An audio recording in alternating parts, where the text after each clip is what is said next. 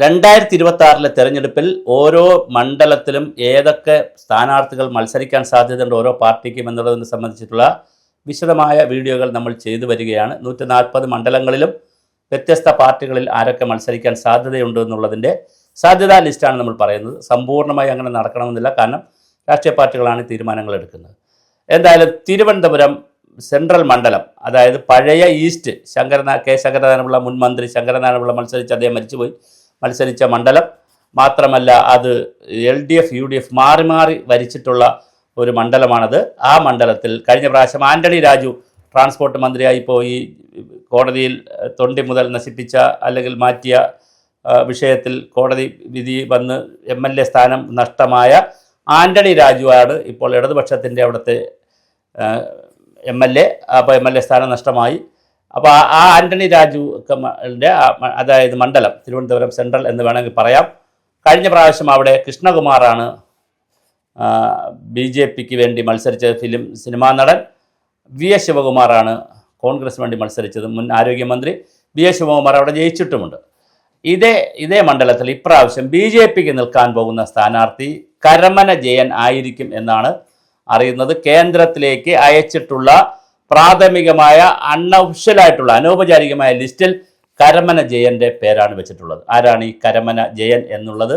കഴിഞ്ഞ പ്രാവശ്യം പാറശാല മണ്ഡലത്തിൽ മത്സരിച്ചിരുന്നു. മുമ്പ് പാറശാല മത്സരിച്ചിരുന്നു BJPയുടെ സ്ഥാനാർത്ഥിയായി. അതിലുപരിയായി തിരുവനന്തപുരത്തെ സാമൂഹിക സാംസ്കാരിക സേവന കാരുണ്യ മേഖലകളിൽ നിരവധി പ്രവർത്തനങ്ങൾ നിശബ്ദമായി ചെയ്യുന്ന വ്യക്തിത്വം കൂടിയാണ് കരമന ജയൻ. ഭാരതീയം എന്ന പേരിൽ അദ്ദേഹത്തിനൊരു സംഘടനയുണ്ട്. അതിൻ്റെ പേരിൽ ഇഫ്താർ വിരുന്നുകളും കാരുണ്യ പ്രവർത്തനങ്ങളും ചികിത്സാ ധനസഹായവും പഠനോപകരണങ്ങൾ കൊടുക്കലും അങ്ങനെ നിരവധി പ്രവർത്തനങ്ങൾ ഇടയ്ക്കിടയ്ക്ക് സാംസ്കാരിക കൂട്ടായ്മകൾ. ഇപ്പോൾ ഫെബ്രുവരി 26 തന്നെ ഇഫ്താർ കൂട്ടായ്മ വിളിച്ചിട്ടുണ്ട്. കൂട്ടായ്മകളൊക്കെ വിളിക്കുന്ന ഒരു അത്തരത്തിലുള്ള നിശബ്ദമായ ഒരുപാട് കാരുണ്യ പ്രവർത്തനങ്ങളിൽ കൂടി ബന്ധപ്പെടുന്ന ആളാണ് കരമന ജയൻ.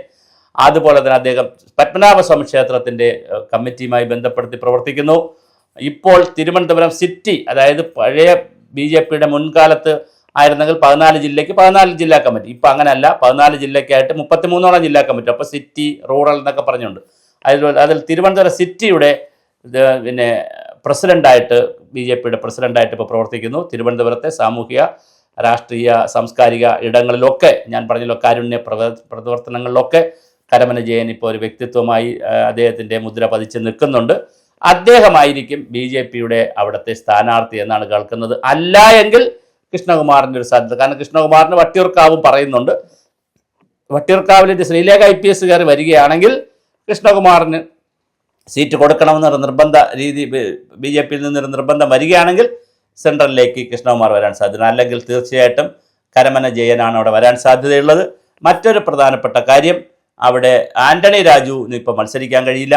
അതുകൊണ്ട് തന്നെ അവിടെ LDF CPM ആ സീറ്റ് എടുക്കണം എന്നാണ് CPM ആവശ്യപ്പെടുന്നത്. അങ്ങനെയാണെങ്കിൽ അത് എന്താണ് എന്നറിയില്ല.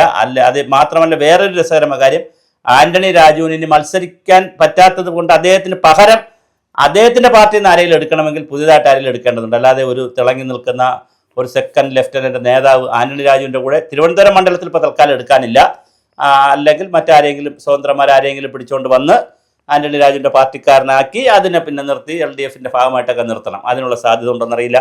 അതോ ഇനി CPM ആ സീറ്റ് ഏറ്റെടുക്കുമോ എന്നറിയില്ല. കോൺഗ്രസിനെ സംബന്ധിച്ചിടത്തോളം VS ശിവകുമാർ തന്നെ ആയിരിക്കും മിക്കവാറും മത്സരിക്കാൻ സാധ്യതയുള്ളത്. അതോ ഇനി മണക്കാട് സുരേഷാണോ എന്നറിയില്ല.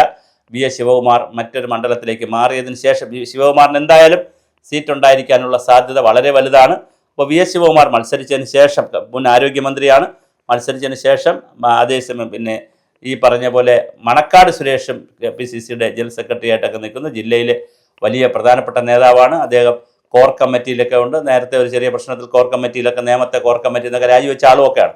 അപ്പോൾ അദ്ദേഹം വളരെ പ്രസിദ്ധനായുണ്ട്. അപ്പോൾ മണക്കാട് സുരേഷാണോ ഇനി മത്സരിക്കുക തിരുവനന്തപുരം സെൻട്രലിൽ എന്നറിയില്ല.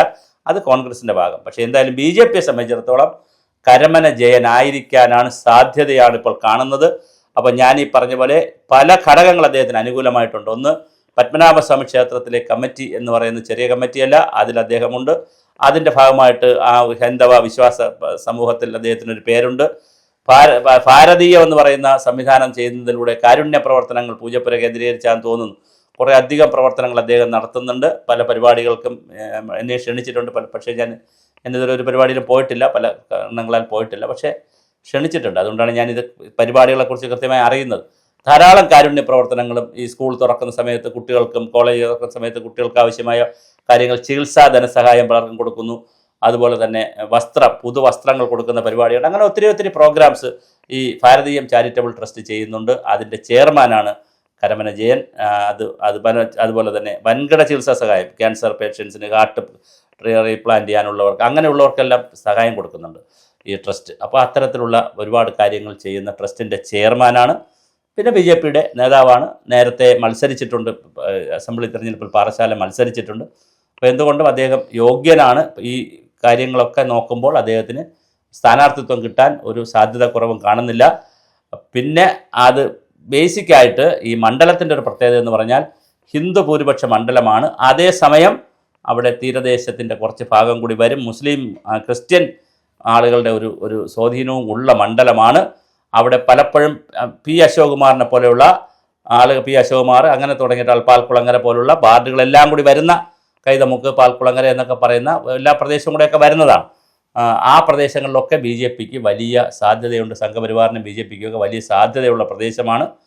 അതുകൊണ്ട് തന്നെ കരമന ജയൻ ജയിക്കുമോ ഇല്ലയെന്ന് നമുക്ക് പറയാനാകില്ല. ജയിച്ചാലും അതിൽ അത്ഭുതമൊന്നും പെടാനില്ല. പക്ഷേ കരമന ജയൻ തീർച്ചയായിട്ടും അദ്ദേഹമായിരിക്കും സ്ഥാനാർത്ഥി എന്നാണ് നമ്മളുടെ ഒരു നിഗമനം. അത് ഇപ്പം ലിസ്റ്റിൽ പോയിരിക്കുന്നതിലും അദ്ദേഹത്തിൻ്റെ പേരുണ്ട് എന്നാണ് കേൾക്കുന്നത്. അങ്ങനെയാണെങ്കിൽ ഞാൻ ഈ പറഞ്ഞ ഈ ജീവകാരുണ്യ പ്രവർത്തനവും ക്ഷേത്രത്തിൻ്റെ പ്രവർത്തനങ്ങളും അങ്ങനെ എല്ലാ പ്രവർത്തനങ്ങളും ഉള്ള ഒരാളെ സംബന്ധിച്ചിടത്തോളം അദ്ദേഹം MLA ആവുകയാണെങ്കിൽ കുറേ കൂടി അദ്ദേഹത്തിൻ്റെ ക്യാൻവാസ് വലുതാക്കാൻ കഴിയുമായിരിക്കാം. എന്തായാലും കരമന ജയൻ ആണ് BJPയുടെ തിരുവനന്തപുരം സെൻട്രലിലെ സ്ഥാനാർത്ഥി ആകാനുള്ള ലിസ്റ്റിലെ ഒന്നാമൻ എന്നാണ് നമ്മളിപ്പോൾ മനസ്സിലാക്കുന്നത്. ഇനി കൃഷ്ണകുമാറാണ് വരുന്നതെങ്കിൽ അറിയില്ല, കൂടെ വരികയാണെങ്കിൽ നമുക്കറിയില്ല. എന്തായാലും ആദ്യ പേര് കരമന ജയൻ്റെ തന്നെയാണ്.